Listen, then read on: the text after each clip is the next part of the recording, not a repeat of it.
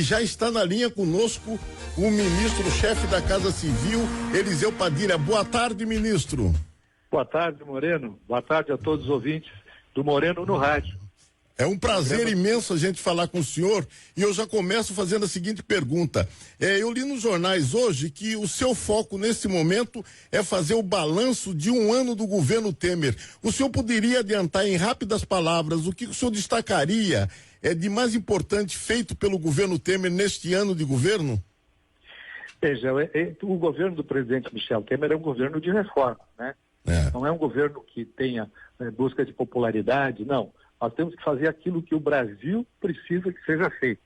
Então, nós estamos com isso dizendo que não poderia se esperar que nós tivéssemos grandes manifestações de apoio popular agora, neste momento das reformas.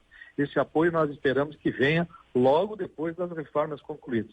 Mas, muito bem, neste primeiro ano, quais são as grandes conquistas? A primeira grande conquista já celebrada foi a fixação do teto nas despesas públicas do governo federal. Veja lá, nós tínhamos um crescimento das despesas de forma que era absolutamente insuportável. Ela crescia desde 1997, mais do que 6% ao ano acima da inflação. Isso era absolutamente impossível. Então, a primeira coisa que tinha que se fazer era um ajuste fiscal. E o ajuste fiscal, a primeira parte é a fixação do teto e a segunda parte está em andamento, que é a reforma da Previdência. São os dois temas que vão dar ao Brasil a condição de ajustar suas contas, de ver as contas. É como na casa do João, da Maria, do nosso ouvinte, que recebe menos do que tem que pagar. O Brasil está recebendo menos do que tem que pagar. No ano passado foram 170 bilhões, neste ano nós temos uma previsão de 139 bilhões. Então, veja que este déficit, ele tem que ser segurado, caso contrário, nós não teremos recursos para investimento. Mas, então, em primeiro lugar, a reforma que já aconteceu com a fixação do teto às despesas públicas da União. Segundo lugar, a reforma da Previdência, que está encaminhada, acaba de ser aprovada na comissão especial e vai para o plenário, mas nós tivemos já grandes avanços na área econômica. Na área econômica, que fez com que a confiança dos empresários, a confiança dos consumidores, a confiança do agronegócio voltasse a estar presente no governo. Os níveis de confiança no agronegócio hoje são os mesmos que eram lá no início de 2014. Os níveis de confiança dos empresários e do consumidor estão em níveis que se tinha lá no ano de 2015, no começo do ano de 2015. Então, nós começamos a fazer uma reversão da crise. Está aí a Bolsa de Valores, eu ouvia há instantes aqui, quando eu aguardava o chamado, que a Bolsa está operando em alta de novo hoje, mas a Bolsa de Valores atinge patamares que não se esperaria há um ano atrás. As ações das empresas estatais, Banco do Brasil, Eletrobras, Petrobras, veja o crescimento que tiveram. Os juros estão caindo na direção de um dígito, rapidamente. A inflação, que quando nós chegamos no governo era prevista de 10% ao ano, ela hoje se encontra, ainda não fechou um ano, a menos de 5% ao ano. Então, são vários setores que começam a dar já sinais de que nós estamos, sim, dando a reversão na maior crise econômica da história do nosso país, Moreno. Eu acho que, assim, as conquistas da área econômica são as mais visíveis nesse primeiro momento. E as demais, nós estamos trabalhando numa série de outros. A reforma da educação, por exemplo. Desculpe, Moreno, eu te interrompi, desculpe. Não, eu que ia te interromper e peço desculpa por interromper o seguinte, o governo está queimando seus navios, ou seja, está apostando tudo na reforma da Previdência. Ou a reforma da Previdência ou o caos. E se não for aprovada a reforma da Previdência, ministro, o que faremos? Bom, o Brasil não tem alternativa. Ele tem que ajustar suas contas. Eu nem falo, então, na reforma da Previdência. Falo no ajuste das contas, de pagar aquilo que recebe. E a reforma da Previdência vem com esse objetivo, de fazer com que não se tenha o crescimento desordenado no déficit, como vinha acontecendo. O déficit desse ano que passou, Moreno, da Previdência, foi de 227 bilhões de reais. A projeção para este ano, 2017, dobrar, né? O senhor observe, déficit de 227 bilhões de reais. foi mais do que o gasto de saúde e educação conjugados, somados os dois. Então, nós temos que conter esse déficit. Nós vamos tornar ela sustentável? Não vamos, não. Nesse primeiro momento, coisa aí de uns 8, 10 anos, ela vai andar de lado. Andar de lado, o que eu quero dizer é que nós não teremos grandes acréscimos no déficit. Sim. E depois, daqui 10 anos mais ou menos, tem que se pensar numa nova fonte de financiamento, porque esta reforma, ela vai empurrar, na medida que nós estamos colocando uma fase de transição de 20 anos, daqui 10 anos nós vamos ter novos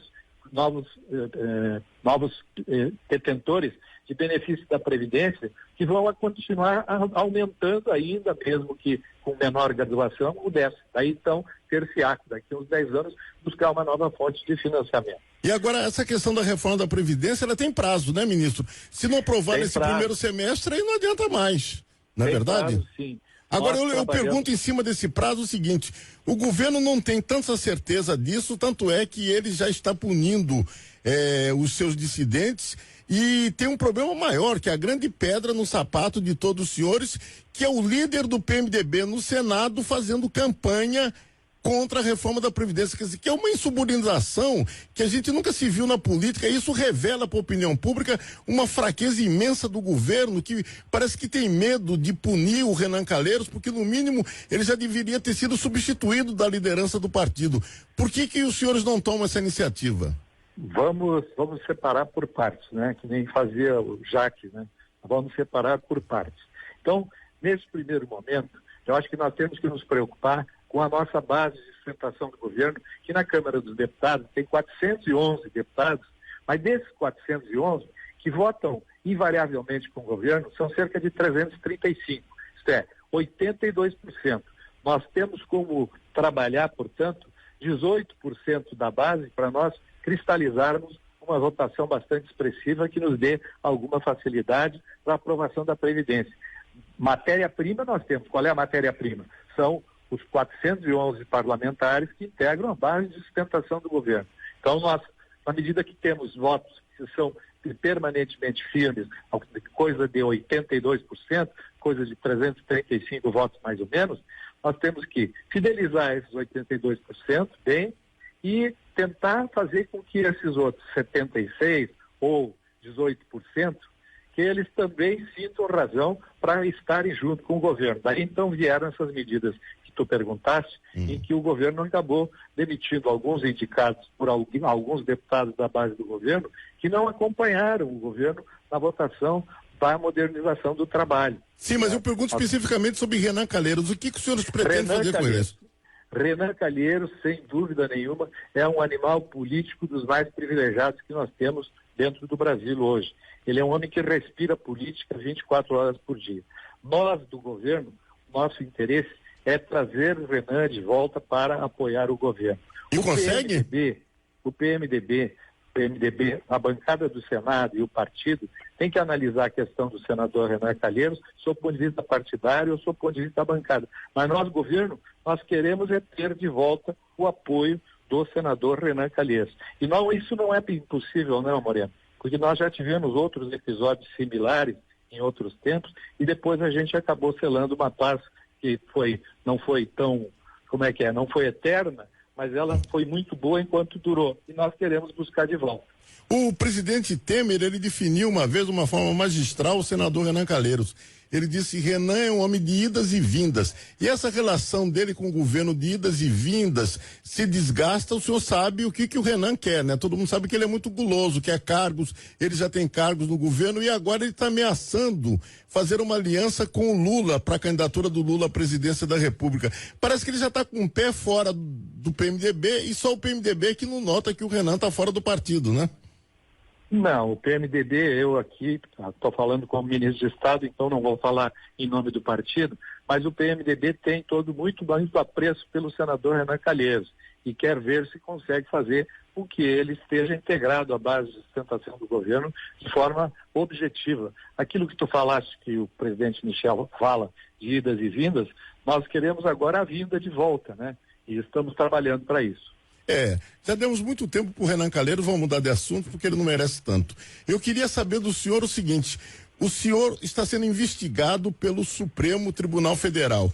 O presidente Temer ultimamente tem dito, olha, o ministro que se sentir incomodado, se quiser pedir para sair, a porta está aberta, tal. Quer dizer, na verdade, esse recado pode ser reconhecido não só para o senhor, como para outros ministros também que estão sendo investigados. Em algum momento o senhor se sente constrangido de exercer esse importante cargo no governo e está sendo investigado pelo Supremo Tribunal Federal?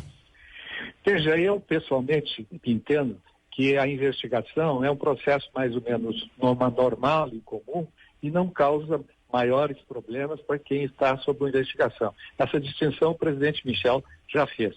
Mas eu quero deixar claro que a questão da Lava Jato é uma pauta que é muito importante para o Brasil. É uma pauta do Poder Judiciário, uma pauta do Ministério Público Federal e da Polícia Federal. Mas não é a pauta minha como ministro de Estado. Nesse momento, nós temos que trabalhar muito para ver se a gente consegue promover a retomada do desenvolvimento econômico do nosso país, gerando os tão almejados empregos, gerando mais renda e, com isso, gerando também mais tributos para que os governos municipais, estaduais e o governo federal possam superar esta que é, indiscutivelmente, a maior crise econômica da história do Brasil. Então, a questão da investigação, ela está sendo conduzida pelos órgãos competentes e a minha defesa me pediu que, nesse tema, eu deixe que fale só o defensor, quando for o caso, nos autos dos devidos processos. Então, vamos esperar. Agora, mudando de assunto para um assunto também igualmente sério, ministro, hoje no Rio de Janeiro, 5.219 alunos ficaram sem aulas e atividade nessa manhã em escolas da rede municipal do Complexo do Alemão e no Caju. Ontem houve um intenso tiroteio entre a polícia e os traficantes. A situação do Rio está calamitosa. O senhor, que exerce um cargo que tem atividades complexas, inclusive essa também, de lidar com a segurança pública, o senhor não acha que o governo federal está sendo muito tímido na ajuda que foi pedida pelo governador Pezão? Não, o governo federal, o presidente Michel Temer tem deixado claro sempre, assim fez durante as Olimpíadas, assim fez agora durante o período do Carnaval, quando houve uma demanda de parte do governo do Estado, o presidente Michel Temer tem determinado que se faça uso da GLO, Garantia da Lei e da Ordem. E nesse momento tem de novo uma reivindicação do governo do Estado, o presidente Michel Temer determinou que fosse atendido e está sendo atendido na medida da disponibilidade que tem. Quando tiver disponibilidade maior de força, certamente o Rio de Janeiro terá mais atenção por parte do governo federal também. Ministro, nosso tempo está acabando, infelizmente. Eu gostaria de ficar conversando com o senhor, mas o senhor vai voltar ao programa para conversar com a gente. Agora eu lhe faço a última pergunta. Seguinte, este domingo é um domingo de decisões no país, nos campeonatos estaduais. Aqui no Rio nós temos o Flamengo e Fluminense, em São Paulo, Corinthians e Ponte Preta, Belo Horizonte, Atlético e Cruzeiro. E no Rio Grande do Sul temos Novo Hamburgo Internacional. O Grêmio está de fora, mais uma vez. O senhor é Grêmio ou Internacional? Sou internacional. Então o senhor está na disputa, Vamos disputar e vamos ganhar o campeonato. Mas parece que para Novo Hamburgo basta o empate, não é?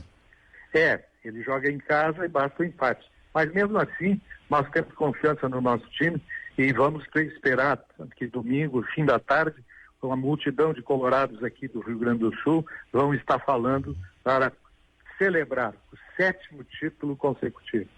Eu espero que essa confiança do senhor no seu time não seja igual ao que o senhor tem no Renan Calheiros, mas tudo bem.